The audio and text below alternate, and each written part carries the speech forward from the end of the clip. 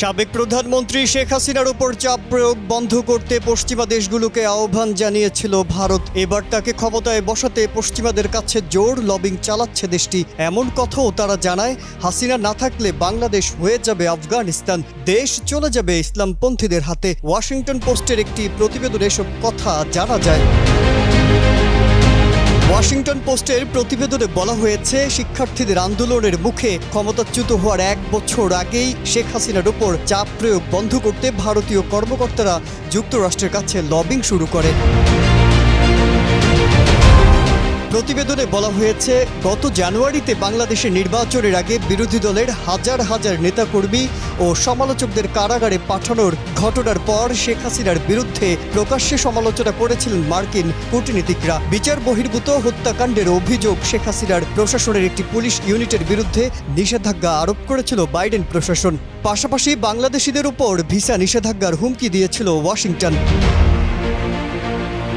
যদি বিরোধী দলকে উন্মুক্ত নির্বাচনের মাধ্যমে ক্ষমতায় আসার সুযোগ দেয়া হয়, তবে বাংলাদেশ ভারতীয় জাতীয় নিরাপত্তার জন্য একটি হুমকি হয়ে উঠতে পারে। সেখানে ইসলামপন্থী গোষ্ঠীগুলোর প্রজনন ক্ষেত্র তৈরি হবে, যেমনটি হয়েছিল আফগানিস্তানে।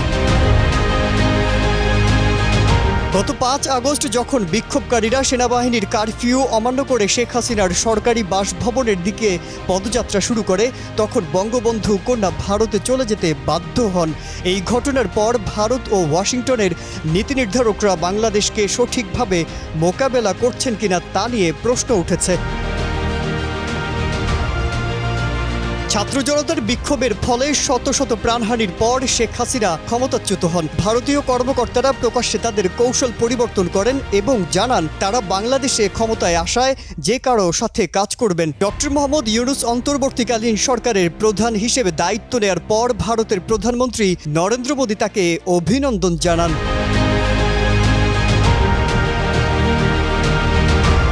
ভারতের একজন সাবেক জাতীয় নিরাপত্তা কর্মকর্তা বলেন, ঢাকা থেকে আসা প্রতিবেদনগুলোতে প্রায় বলা হতো যে ভারত বিরোধী মনোভাব নজিরবিহীন পর্যায়ে পৌঁছে গেছে।